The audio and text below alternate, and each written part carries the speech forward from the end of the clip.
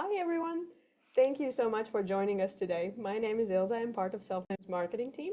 And today we're very happy to have all of you here for our, actually I think it's our second webinar this year.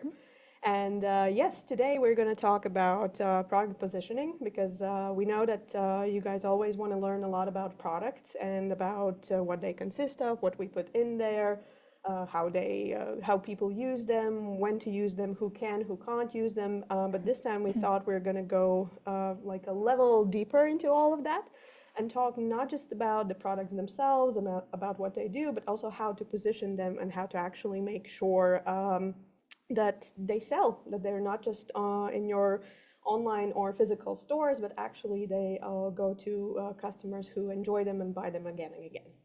And to find out more about this, we've invited today our self-named CEO, Annette Wabbele. So welcome. Thank you for joining us. And why don't we start off with you just telling us a little bit about yourself, about your background, and yeah, how you came to found Selfnamed. Yeah, sure. Hello, everyone. Yeah, my story in cosmetics industry started quite some time ago, back in 2008, and I started an internship position at a cosmetics manufacturing company. And I joined this company because at that time there weren't many kind of players in beauty industry who wanted to change the status quo of the whole beauty industry, and that really excited me that they wanted to make high performance but natural products. And I really believed in this future for cosmetics industry. So I joined them, and at one point I started to lead the private label department there. And this is where I realized the problems that new beauty brand creators are experiencing, and wanted to change also this part of the industry. And this is how Selfnamed started. So for maybe smaller brands, I realized that the biggest problem is to really start because the entry barrier was so high, the minimum order quantities were high. And for bigger brands who also actually wanted to either add a product to their existing assortment or also maybe like pivot to some other category, for them often the process was really slow with other suppliers, and it was really hard to find, again, high performance and natural formulations. So we kind of, we are working on both directions at Selfnamed. So you've seen the beauty industry both from like the brand perspective and now from the sort of manufacturer perspective. Where yes, exactly. And from the brand perspective, I realized actually how difficult it is to create the brand, because you have to be a chemist, you have to be a regulatory specialist, you have to be a logistics specialist to cover all of these areas. So where in fact you should concentrate on who is your audience, what is your community, what is your brand, what is your story, etc. And this is the thing you are you're the strongest in, and all of the rest is best taken care of by experts in this field. Yeah. Well, you already mentioned like some keywords from positioning, I think, like brand and story and all that. So why don't we jump in, like, I think with the most difficult question. Why do products, basically, why do people fail? Why do people who want to start out their brand, what makes them not get to that point where they feel successful? I think the first thing is to think about the problem you want to solve. And the second thing is the audience for whom you are solving this problem. Yeah, I think the first thing is to really answer the question whom you are creating the products and what is the problem you are solving. So either it's an audience that no one talks to, or no one creates products for, or no one explains why this product is suitable for them. So I think this, the issue of creating your communities and solving these problems is maybe the main thing. Yeah. So you think like a lot of people are just, I'm gonna sell this cream to all the people with skin? No. Yeah, exactly. If you target everyone, you actually don't target anyone. Yeah. So yeah, if you create, if you think about what the product is, for example, this is a hydrating serum, you instead have to think about whom this hydrating serum is for and what problem it solves for these people. Because I actually think that in general in cosmetics industry, and actually during the latest years, people are oriented towards solving a problem with the cosmetics product. It kind of has shifted towards this performance instead of lifestyle and maybe like yeah, just like self-care is also an important segment, but it has put more emphasis on performance lately, yeah, in my opinion. And yeah, what does this lack of positioning looks like in practice? So, like if you open, for example, a brand web page, how do you understand that they potentially haven't thought about this? Like, are there any, is it just the messaging seems very generic, or any other signs that you've noticed? Yeah, I think it's what you mentioned, that sometimes they try to target everyone. This is for all skin types or for all ages. And that's just like the person that visits this website don't see themselves there, and it doesn't resonate with their maybe skincare rituals or daily habits or the problems they are experiencing. And again, yeah, talking more about like what the product is and what it does instead of like how it helps you, like what skin conditions or maybe hair, how does it improve the hair structure or the body skin, yeah, what is the end result I will get. I think that's more about positioning, yeah. You also mentioned before, like, that founders ideally should focus on their story. And is there a difference between story and positioning? Is it the same thing, or do they interlock in some way? Definitely both matter. I think the first thing to start is the positioning, because it's more like this business side. So you strengthen your audience and what problem it solves. But story is again very important component, because it creates this emotional link to your brand. And in my opinion, I've noticed this for founder-led brands, where their kind of this beginning is very successful, because the founders create authentic, not like even create, they have these authentic stories about themselves. But in the long term, it's important to strengthen these stories, which create emotional bond with also community and what actual problems they solve, because the brands cannot live with the founder long term. They can for a short time, but not maybe like in a long term. For that, you need like a community and what values you stand for, what problems you are solving, yeah.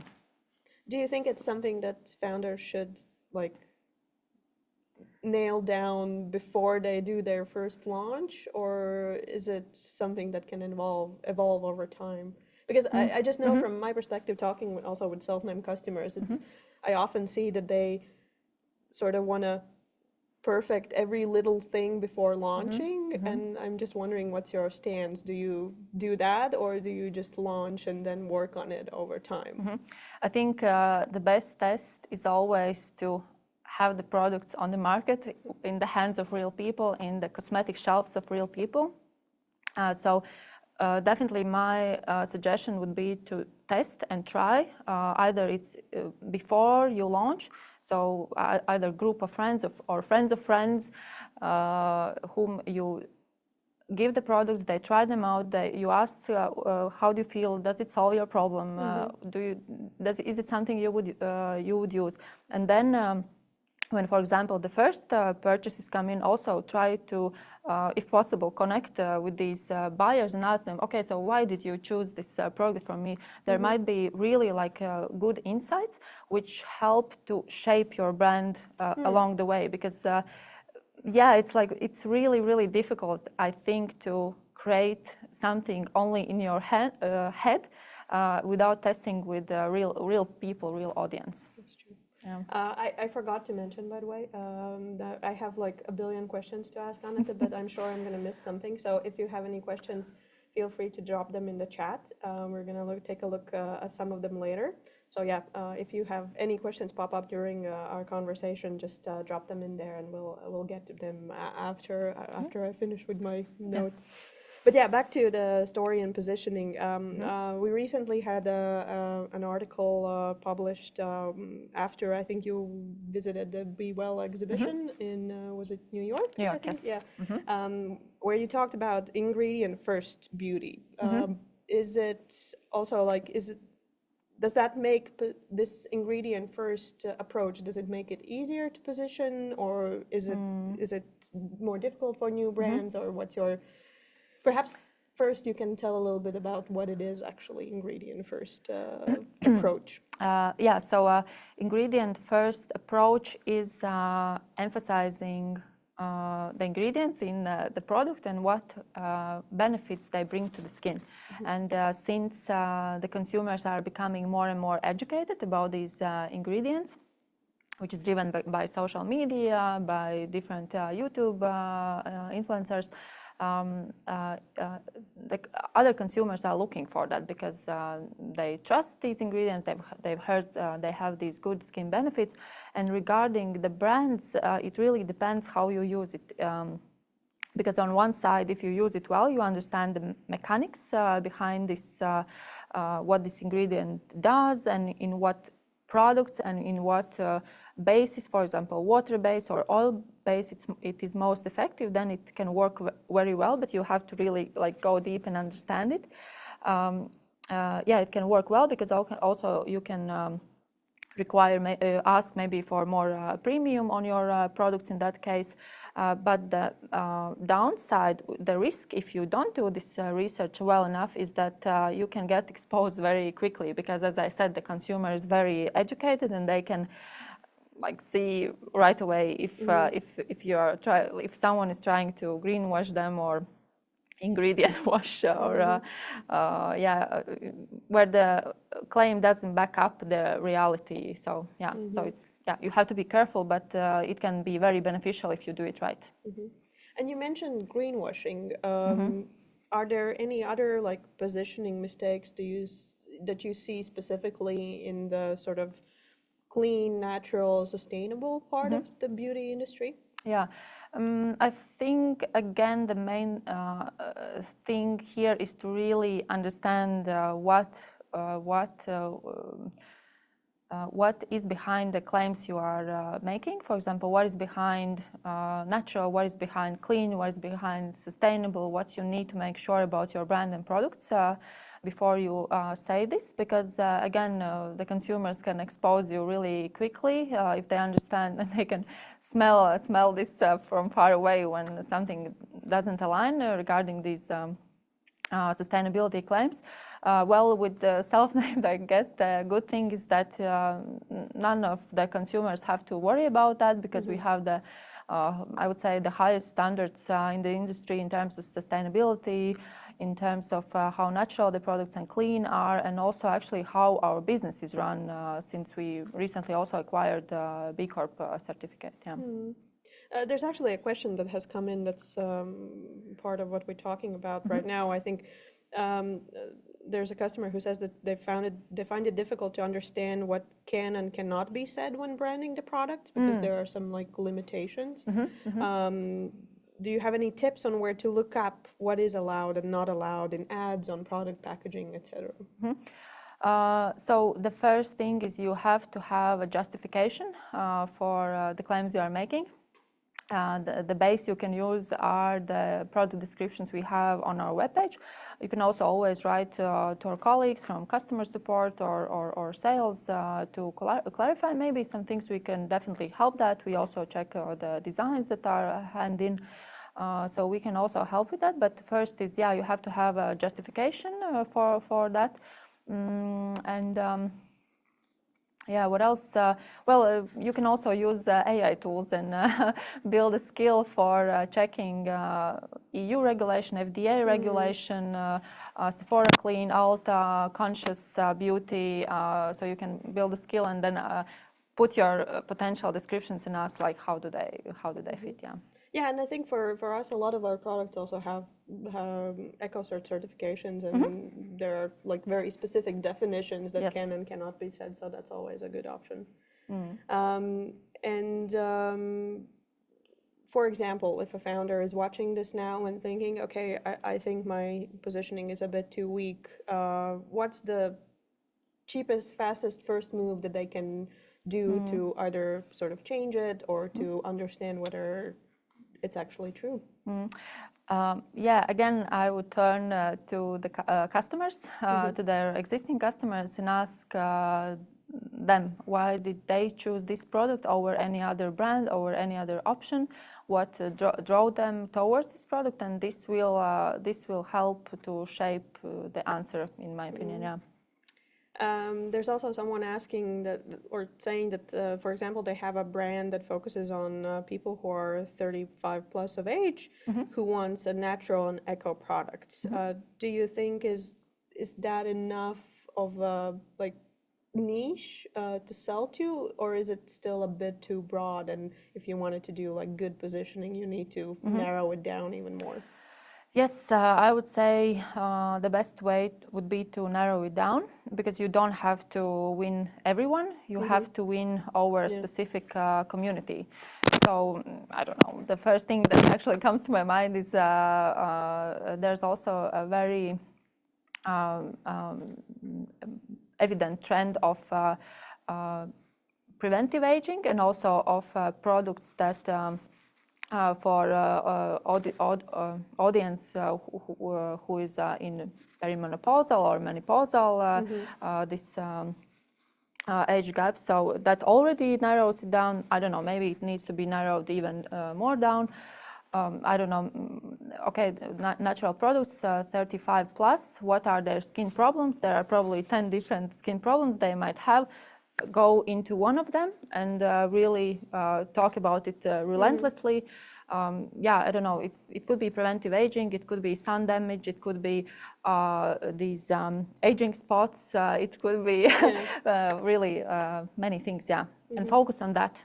Yeah. Yeah, I think at least also in my experience, people are sometimes afraid to like narrow down the niche that they're talking to. Like it seems counterintuitive. Like you have 1,000 people and you narrow it down to like 700 and then to 500, but that's actually it can be much more successful.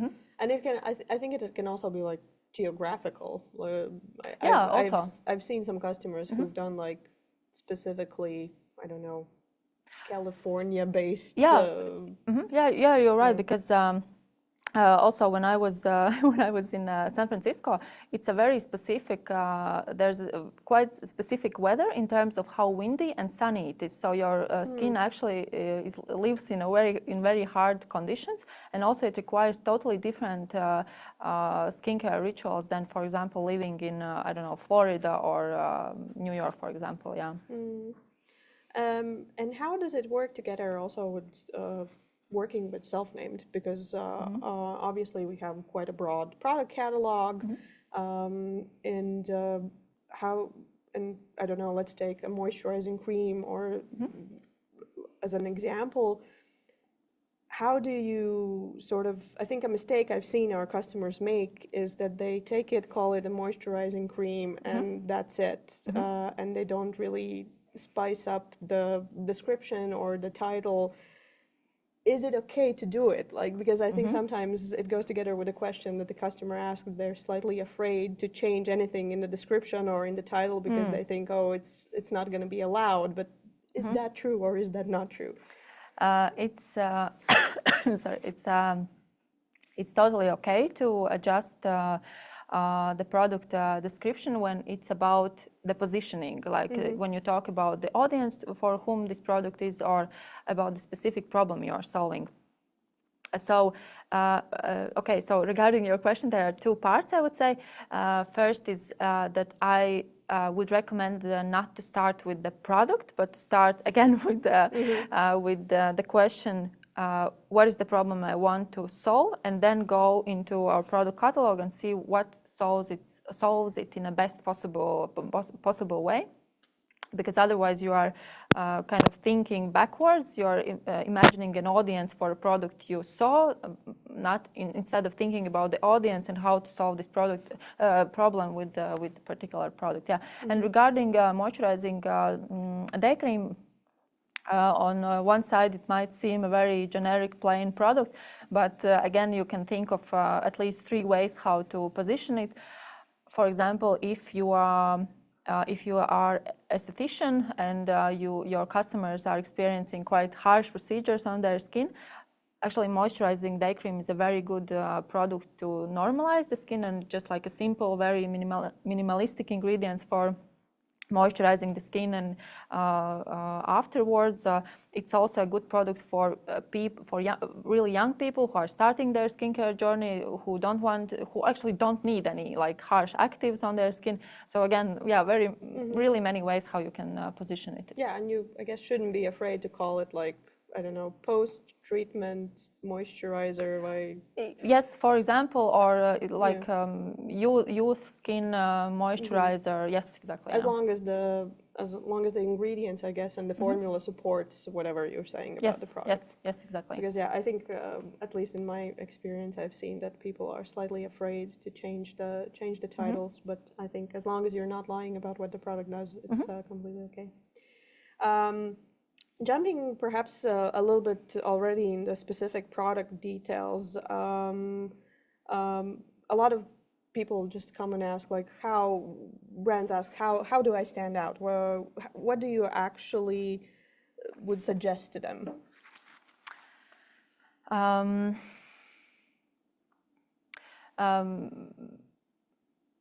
Probably, again, think about, you can actually start by asking questions to people around you. What are their skincare routines, and what are they missing maybe from this routine? And then again, going really specific on a certain problem that you are trying to solve. So yeah, I would say that is a good way how to stand out. Yeah. I've noticed that recently in skincare, there's a lot of talk about hybrid and multifunctional products. Do you think it's a must-have now, or is it still like a differentiator for brands that, hey, this product does 5 different things rather than just one thing? I think that multi-use products are here to stay for sure, because people don't want to, first of all, spend a lot of money on 10 different products, and second of all, they want to maybe not spend so much time on skincare routines, so they are definitely here to stay. But then again, we have to see whether this multi-function makes sense. There might be some cases where maybe it's best to use 2 products if you have a specific skin condition, or I don't know. Also, I would be very suspicious if there is like a multi-use cleanser moisturizer product because they are doing 2 different functions. But for example, a foundation that has skincare benefits is definitely something that's here to stay, and a very interesting move in the industry. And what about proof in general? How important is that when you're trying to position products, and how to, especially I think in e-commerce, for people who are not selling in physical locations where you can't touch the product, you can't test it, how do you show that your product actually works?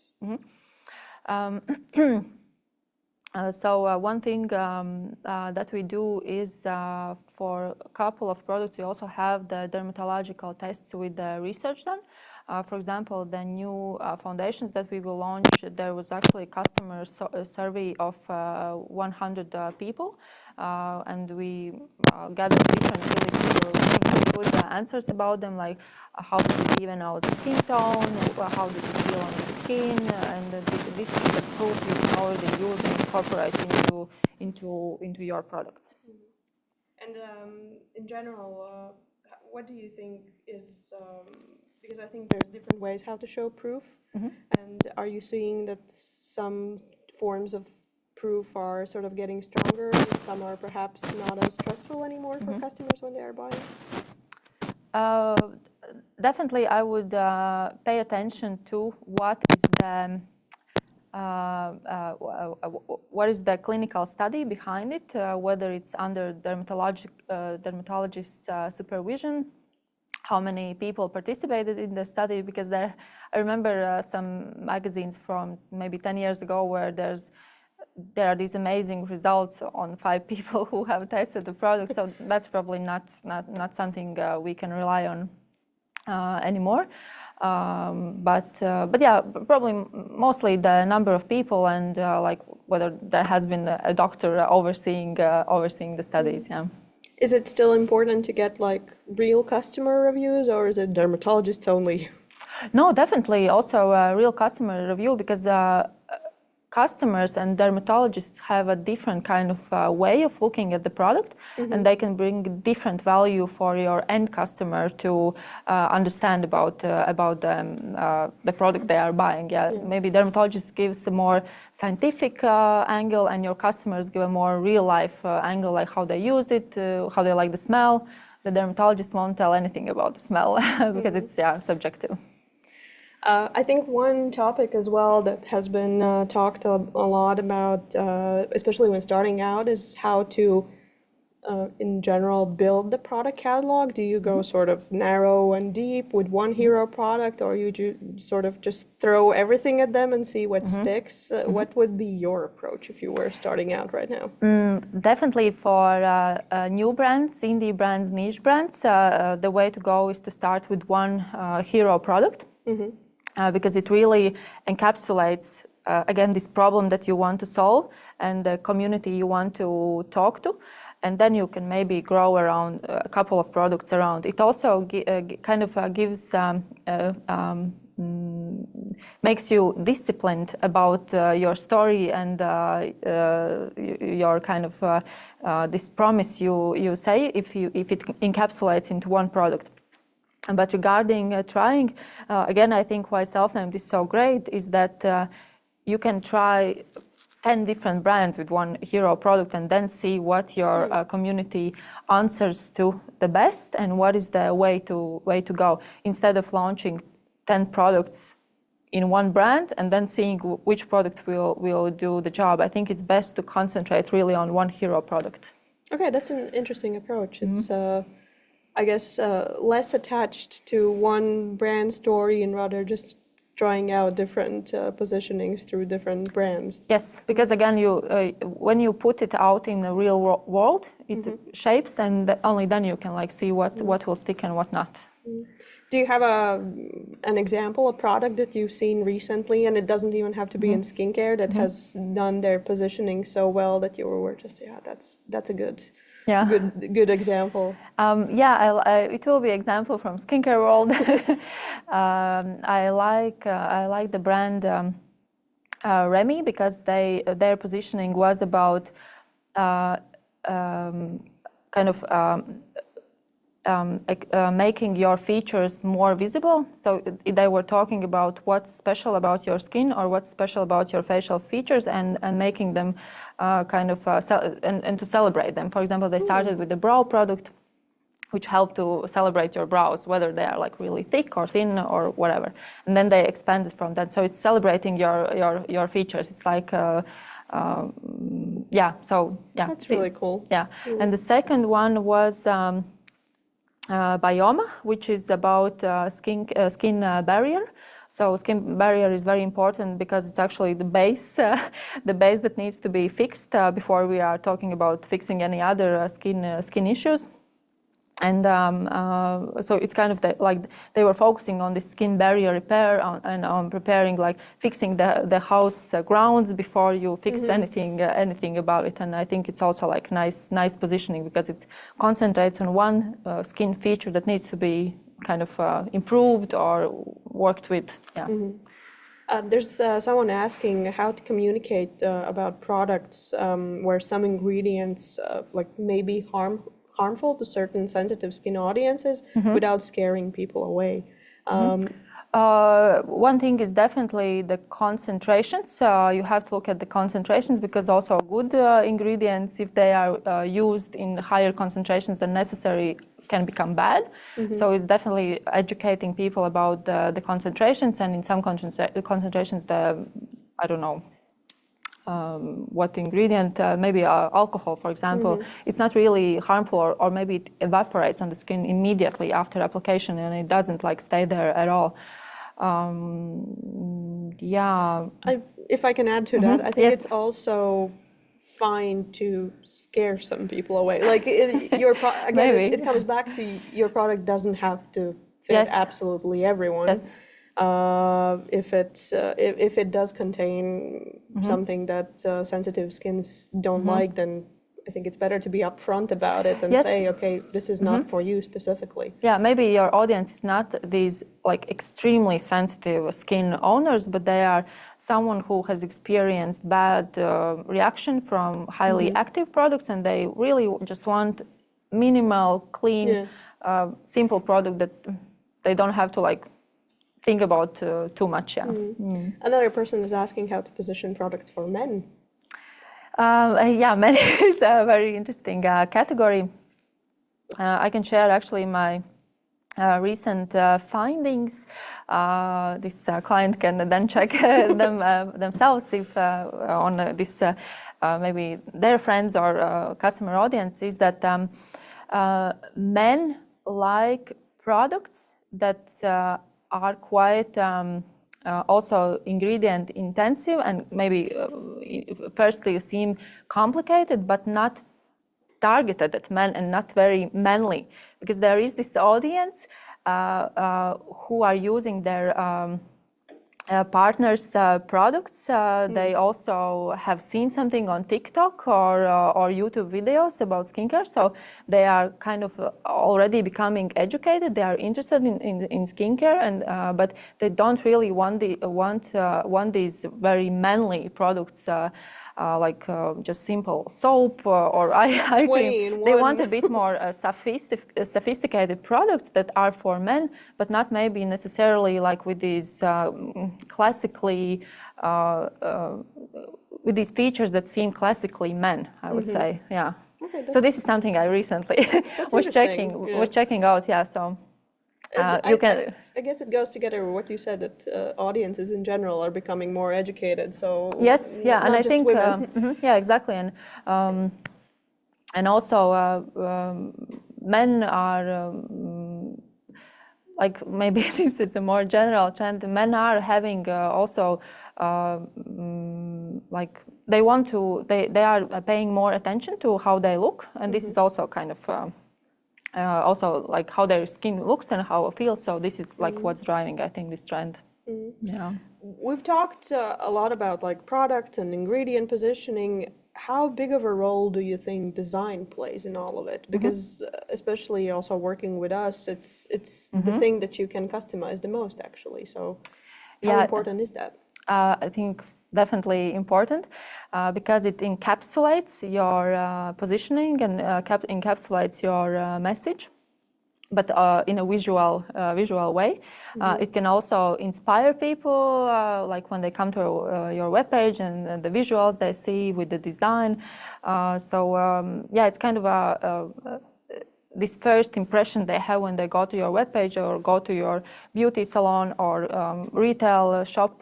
So it kind of gives this first visual feel about your brand, and then they can like go into more and see what the product is about. And there's a clarification that the customer is asking for if, for example, we take our product, which is micellar cleansing water. They're asking whether it's possible to change the name somehow, for instance, premium micellar cleansing water. That would be completely fine. Definitely, right? yes. Yeah. So when you're doing the design, you can just put it in the design that it's premium micellar cleansing water, and that's completely fine. And they're asking also about vitamin C serum or peptide serum. It's the same case there. As long as you're not putting false claims, you can definitely change. Yeah, because it's a word about positioning, so it's fine to add it. Yeah, it's not about like changing formula or what the product does. Exactly. Okay, I think I would love to pick your brain a little bit in general about current beauty trends because I know that you read a lot about them. You've been to some shows Watch YouTube recently, videos. watch YouTube videos and TikToks and Yes. everything else that's out there. When you sort of take a step back and zoom out a little bit, what are the trends that you are seeing right now? One thing I've noticed, like over the 15 plus experience I have in the industry, is actually that for every trend there is an anti-trend. So I've noticed that minimalistic skincare routines exist alongside really a lot of step routines. So they do kind of exist in parallel. And also like harsh ingredient products exist alongside sensitive like formula products. So there is these things that trends that exist in parallel, but some things that I think won't change is definitely the importance of the product performing well, be like they doing the promise that they do, and also moving towards more clean formulations, because people understand more about some harmful effects of certain ingredients, and they think more about their health, and they understand that they also have to avoid certain ingredients in the skincare, and also the environment is an important thing we have to think about. So, and also the shift towards clean is definitely also here to stay. I agree for sure. Yeah. I think it was in another article on our blog, which you should all subscribe to, by the way. You mentioned the word skinification. Can you talk a little bit about that, what it means, and why it's a thing right now? Yeah, so historically, makeup was all about covering your face and like just evening out skin tone, but it came at the cost of the skin health. So it often kind of blocked skin pores, damaged the skin. Sometimes the skin had breakouts after using makeup. So skinification is something that tries to correct this thing by adding, first of all, formulating the products so that they help the skin, that they don't damage the skin. First of all, don't damage the skin, but also give additional skincare benefits. For example, our foundations have peptides in them, so which give additional benefits, or hyaluronic acid, which give additional moisture. So yeah, they don't. The main thing is that they don't damage the skin. They kind of help you to have a healthy skin. So you don't have to pick whether skin you want or to looking good for the day, basically. Yes, exactly. Okay. What's your opinion on Korean skincare trends, and perhaps is it smart sort of tying your positioning to a specific trend? I love everything that's coming from Korea, because it's really inspiring, kind of this way how they go about formulations is really inspiring and interesting, and definitely worth following. The main thing to take from Korean skincare is thinking about the skincare health long term. So again, it is about ingredients. It is about preventing aging skin. Also, the ingredient science that the Korean brands have is very, very interesting. Maybe something to consider twice is, I also know that Korean skincare and brands they are very passionate also about creating different textures, but not necessarily they have a reasoning behind them, like why this texture is needed. And sometimes these textures are achieved with not so good ingredients, so it's maybe more for a show effect, or so maybe I would be more doubtful about that. But otherwise, yeah, for example, exosomes is something also coming from Korea, and only now the West is adapting it. So yeah, always interesting to watch what is happening there, because it will most likely happen in West as well. There have been some very interesting, I guess is the word I can use. Trends like salmon sperm, placenta, snail mucin. Why does the industry like keep going through these sort of shocking ingredients? Is it really beneficial, or is it more of the shock factor that comes into it? Yeah, I would say it's more of a shock factor. It's something that allows you to shock people, and it's very good for social media because it then gets shared, and it's kind of like this zero cost marketing because it just attracts people's attention. And also the second thing I've noticed is that people always want, regarding cosmetics, they are always searching for this miracle ingredient that will that's true. give them eternal youth. And it's a very interesting thing about cosmetics industry that I have noticed. I think these ingredients like snail mucin or salmon DNA, they are time usually tells like whether they survive or no, because you have to look into what again, what do they solve for the skin, and whether there is actually a more proven ingredient that's already existing and it has better results, better track result over time, and usually those kind of classical ingredients take over, and the other ingredients just have this shock effect, and then they kind of settle down. So that would probably also be your tip, how to sort of differentiate between trends that are sort of there to stay and the trends that will die down. Just the effectiveness at the end of the day. Yeah, what is the actual benefit it does for the skin? Another thing I've noticed is that if this ingredient starts to appear in mass market products, then also most likely it's here to stay. Okay, that's interesting. Yeah.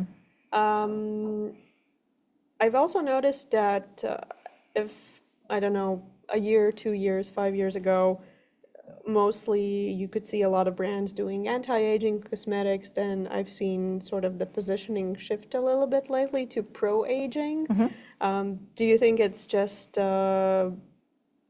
sort of the positioning switch, or is there like an ingredient sort of switch underneath that, or what's your opinion? I think is this thinking about how to prevent skin aging comes from kind of I think a more global trend where people are starting to think preventively about things, and that includes also health, where you don't go to a doctor when you're already sick and you have a problem, but you go there when you do these regular checkups to catch something early and really to cure it early. And the same goes with skincare and this preventive aging thing, because actually the ingredients are quite similar in what we call anti-aging products and preventive aging products. And sunscreen is above all the best anti-aging product. But regarding this kind of, I also love this trend that which kind of tells that it's okay to it's okay to age and to look to really celebrate the way that your skin is aging. I think that's also a very beautiful way, and the way to go about it for skincare brands, I think, is more about talking about maybe not preventing or like erasing the wrinkles, but just like upkeeping your skin as you have always done from the youth, just like making it feel moisturized, because it's also, the skincare is about also how you feel, that it's not like drying or itchy, but not like fixing any, like there's nothing wrong with your skin if it's aging. It's like normal, and it should be celebrated. There's someone asking, what are your thoughts on anti-age hair products? Also a very good category, because hair which is becoming gray changes its structure, and essentially it needs to have a different kind of products, a different kind of approach. So yeah, very, very, very. Like here, there, the ingredients would differ in the hair care products, in my opinion. Yeah. Yeah. Okay. And someone else is asking, what about medical derma positioning? How to go about that, and is it okay? Should you be more careful when positioning in Definitely, that you field? should be more careful. I thought you might say that. Yes, yes. It's especially saying medical because that's really close to claiming that it will heal the skin or like really dramatically change its appearance. So definitely, I actually don't think it's possible to use this word. But regarding derma, especially derma makeup, I was recently checking out this term is that it's actually a synonym to kind of also skinification or skincare hybrid products, which means that the product is dermatologically tested and that it contains active ingredients that help to improve the look of the skin. Again, the same peptides or salicylic acid for acne products, depending on the product. And someone is asking, where's the best place to find information on these trends and become an expert? Like, where do you get all this information? As I mentioned, our blog. I'm not kidding. There's a lot of useful information there. Actually, I agree. I'm glad. I agree. It's I think very good source with all of the examples from the market, which I think is very nice because then you can explore further different directions. But there is no one source that I use.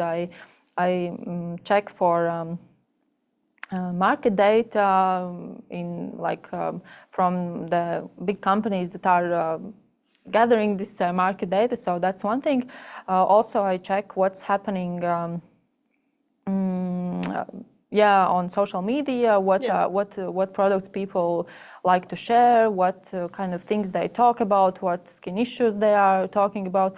But also I think a lot about the global trends, as I mentioned about the health, because it also impacts our lifestyle, how we go about our lives, and that also impacts like the products we use in our routines, in our daily lives, and Social media is the answer, yes. it quite often and Selfnamed blog, yeah. And Selfnamed blog, two answers. Well, we're slowly wrapping up, and it's been I could talk for another hour probably about all these topics because I think there's a lot of ground to cover, but if you have your last chance to drop something in the Q&A section, to sort of start wrapping up, what's the one, like if you could talk to all Selfnamed customers individually, what's the one mindset shift you'd like to give to every founder who's trying to start a brand? What should they take away from all of this? Yes, as I said, skincare and cosmetics is about solving a particular skin problem or a lifestyle problem maybe. So definitely think about the problem you want to solve and the people you want to solve it for, and really be courageous about being specific and targeting a niche audience. I think that's the key to success. Yeah, don't be afraid. Basically, it's yes. it's only the internet. Yeah. And another question came in about, can we use the same certifications as Selfnamed and get the certification PDFs? Yes, if it's about the certifications, we can share them. Regarding use of certifications, for the products which are EcoCert certified, of course, you can keep this certification logo on your products. Regarding B Corp certification, it's not possible to use on your products or your brand because it's more about the company. The certification is company based, so it maybe just gives you more confidence in us as a supplier that our supply chain is. We know what's our supply chain, how we manage our business is like transparent and employee and environment and community friendly, and yeah. Yeah, so basically if it's a certificate like EcoCert that applies to the product itself, it's most likely fine to use in your marketing as well because it's for that specific product. But if it's like a company certificate like B Corp, then you cannot use it. But you can, if you're saying that you're using partners, then I think you can mention that it's a B Corp certified partner. It's yes, and also if you decide to go for B Corp certification yourself, and we are your supplier, it's much easier to also obtain a B Corp certificate for yourself. Yeah. Okay, I think that about wraps it up. Thank you so much for joining us today. Hopefully we'll see you again. Yes. We have some, I think, exciting stuff coming soon in terms of new products, and we already mentioned makeup is very close to appearing in our catalog, so we're very excited about that.